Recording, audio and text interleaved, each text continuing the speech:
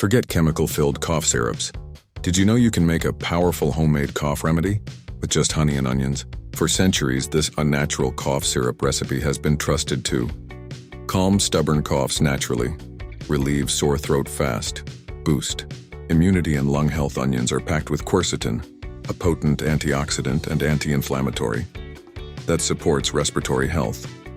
Raw honey is a natural antibacterial and throat soother. Together, they create one of the most effective home remedies for cough and cold, without side effects. Quick and easy recipe. 1.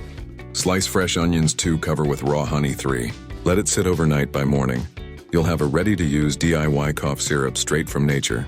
Store in the fridge and take a spoonful whenever cough symptoms appear. This grandmother's remedy for cough is safe for families, budget-friendly, and works faster than you think.